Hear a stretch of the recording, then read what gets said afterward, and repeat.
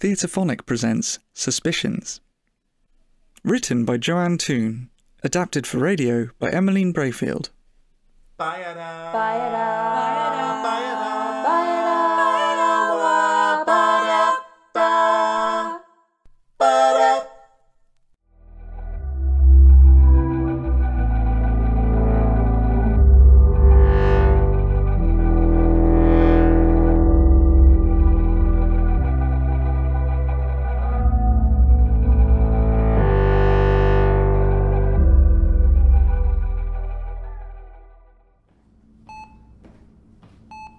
Good afternoon, Mr. Tamworth. I'm guessing there's no movement from Margaret. Not yet, Doctor. That is expected.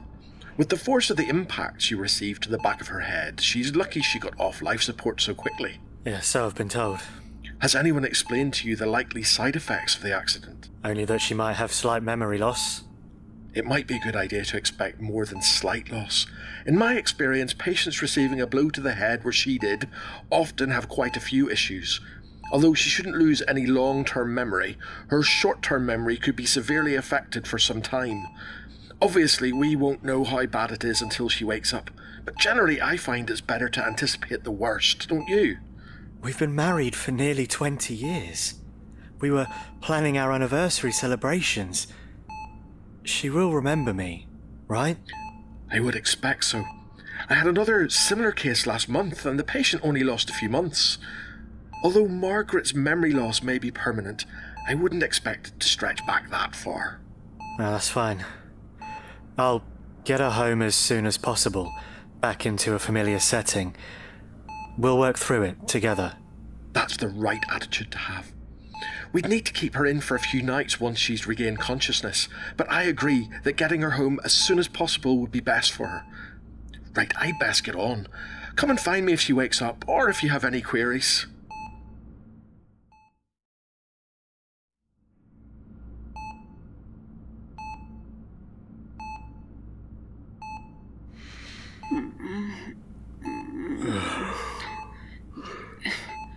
Margaret, how are you feeling? Who are you? Margaret, it's me, Jack, your husband. Can you remember me? You were in a car accident and you were hit on the head. You're not my Jack. You're all wrong. Mags, it's me. No, you're not. I know my Jack, and you're not him. You're a robot. Get away from me. Margaret, how lovely to see you awake so quickly. That is a fantastic sign. My name is Dr. Pallaway. You were in a car accident several weeks ago and have only just woken up. Your husband here was very lucky to escape with barely any injuries at all. She didn't seem to recognise me at all, Doctor. Oh, that's not good now, is it, Margaret? You recognise your husband, don't you? He's right there in that photo you're holding.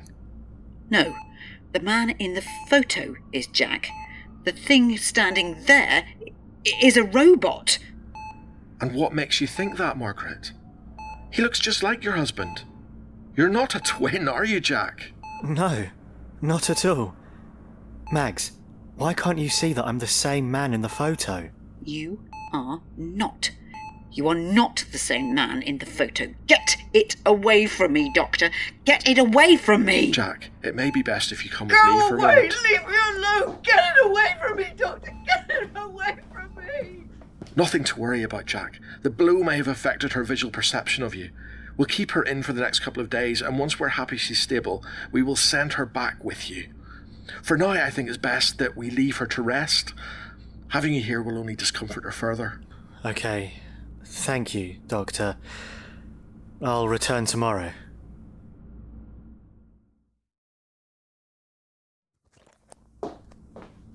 Jack, can I have a word before you go in to see Margaret? Would you mind stepping into my office? Yeah, of course, Doc. How is she today? What's wrong, Doctor? You look really serious. Has something happened to Mags? Please take a seat, Jack. I've been doing some research about Margaret's condition. Her condition? Her insistence that you aren't the person that you really are. There is a very rare condition called Capgras delusion, where sufferers believe that loved ones have been replaced by an imposter. In your case, she believes that you're a robot rather than her husband. I'm not sure I understand. She will get better, won't she? We believe that the blow to her head has caused some trauma that is affecting the way she perceives you. It's not a well-known syndrome, and I can't give any promises to the outcome. Well, can she still come home today? I gave her my word, and I've not broken a promise to her in 20 years. I'd feel more comfortable if we could keep her in for more observations. But on the other hand, she may regain her memories better in familiar surroundings. If you take her home, I will need her to come in for regular checkups. Thank you, Doctor.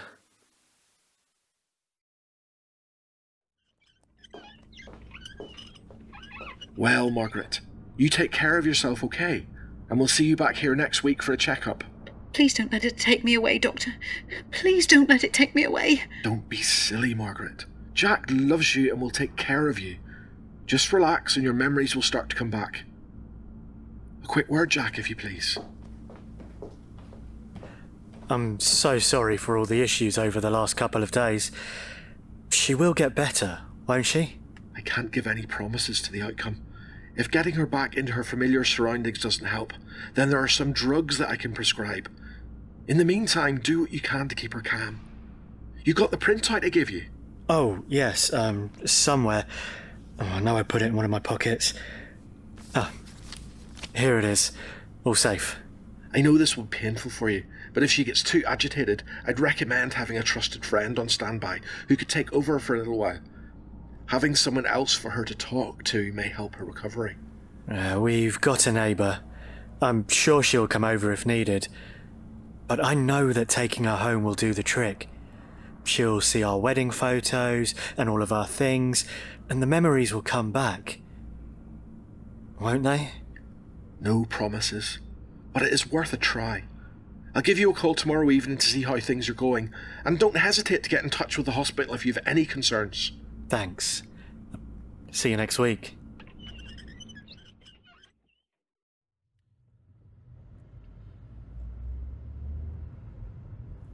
Do you recognise these roads, Mags? We'll be home in a minute. Then you'll feel a lot more comfortable. Of course I recognise these roads. I remember everything. How did you get Jack's keys? How did you get his car? What have you done with Jack? Oh, please, don't talk like that, Mags. It really hurts my feelings. How about I make you a hot chocolate when you get back? You always like that. How do you know that? How long have you been watching me? Mags, please. Don't call me Mags! You do not have the right to call me that. Only Jack does.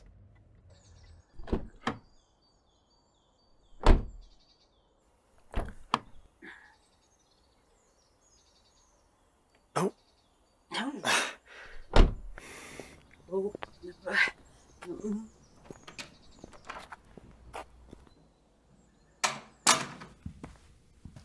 Would you like that hot chocolate? I want to go to bed. Okay. I'll take you up. No, I can do it myself. Oopsie daisy. Come on. You're clearly not steady on your feet yet. Let me help you upstairs. No. Oh, oh, oh.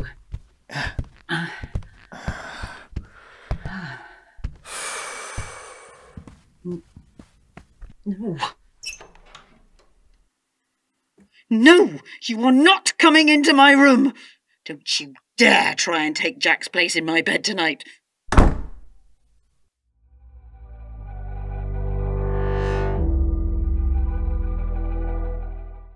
Bum, bum. If you are enjoying Theatrephonic, we would really appreciate your support. By donating to our Patreon, you can help us produce more frequent episodes as well as more additional content. And by signing up to our Patreon, you will gain instant access to ad-free episodes, blooper reels and Q&A sessions, as well as the opportunity to watch live recordings and name a character in a play. Visit patreon.com/Theatrephonic for more information. That's patreon.com/Theatrephonic to get more of what you love. Bum, bum.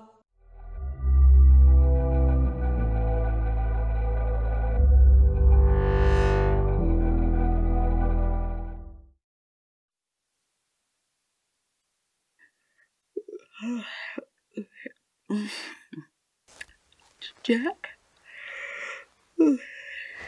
Jack? Oh, please tell me you're back now.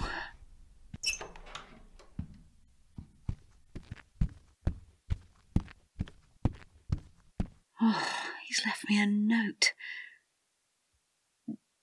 Darling Mags, so sorry I can't be around. There's been an emergency at work. Take it easy and watch TV. Martha will be around in a bit to check on you. I'll be home soon. All my love, Jack. This is his handwriting. Of course. That's why you sent the robot. They wouldn't let me out of hospital otherwise. Oh, I do wish you'd told me, Jack, you silly darling.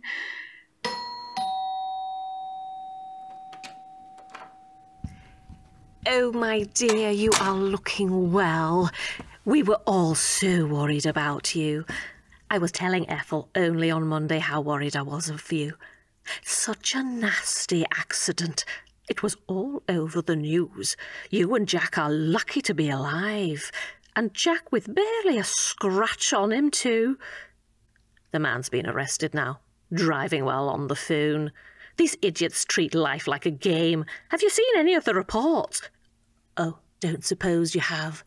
The doctors wouldn't have wanted to distress you. Well, I cut out all the newspaper stories for you to look through. Thought you might want to make a scrapbook. Jack was ever so worried. He had to deal with all the police inquiries as well, poor dear. Such a shame he had to be dragged into work. He called me this morning, all of a flutter. He was so worried about leaving you on your first day back. Said you weren't quite yourself yet. I told him not to worry, that I would take care of you today. So I brought around all the goodies that a recovery needs. Chicken pie, chocolate cake and Scrabble. We'll have a jolly afternoon, won't we? So I said to him, Paul, if you don't like me in trousers, then you can't love me at all and I won't marry you. Well, that brought him around straight away and he's never commented on how I dress since. Oh, that'll be your Jack now. Hi, Martha. Mags. How are you both? Have you been talking her ear off? Well, my boy, I've looked after her as I promised and she's improving greatly. Doesn't say much, mind, but she never was one for useless prattle. I'll pop back tomorrow to check on you, my dear. Thank you for letting me win at Scrabble. Thanks so much, Martha. I really can't repay you. Not at all, my dear boy. I've had a lovely day. There's some pie in the oven if you're feeling hungry. Take care, dear.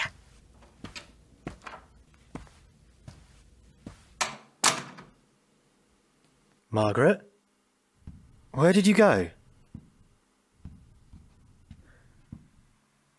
Why are you hiding in the kitchen? Where's Jack? Please, Margaret, stop this now. I am Jack and always have been. Martha recognised me. Why can't you? She doesn't know Jack like I do. You look like him. You sound like him, but you are not him. I want to know what you've done with him. Margaret, you're not yourself yet. Take your time and remember. No, I am entirely myself. I remember the crash. I remember that truck smashing into his side of the car. He wouldn't have come out of that almost unharmed. I remember what my Jack smelt like and what he looked like. You smell just like him. But you are a copy. You are a robot. The trucks scraped past me. I got a few bruises and a cut on my leg, but they cleared up. You were unconscious for weeks, darling. I walked away from the crash. I don't know how. The car really was a complete mess. I couldn't believe I even got out alive, but I did. I'm the living proof, Margaret. See? No. Get away from me! Margaret, put the knife down. Mags. Why, Mags? Oh, God. I'm bleeding. You need to call an ambulance. Robots don't bleed. Oh, God. Oh, Jack.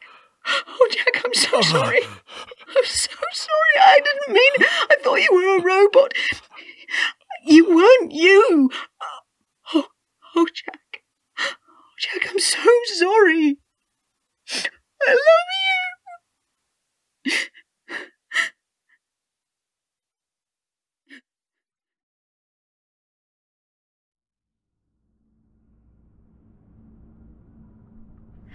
I don't know what we're doing wrong, Dr. Pallaway. They look human, they smell and sound human. They have all the memories and the same thought processes as their counterparts. They have no clue of what they really are. And yet the subjects always know. This is the fourth one we've lost so far. There has to be some level of the uncanny valley that we are just not seeing. Something only visible to the people who know the originals well. Don't worry. We'll get there. Get what parts you can from it, then incinerate the rest. I'll send a report up the chain.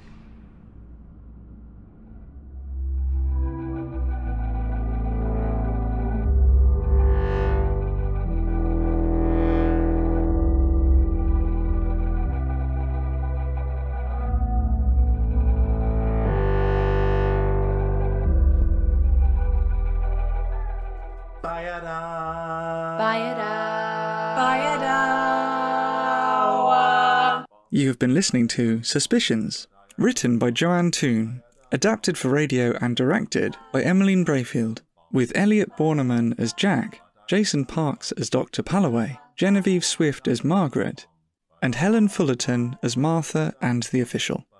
Produced by Cat on a Piano Productions.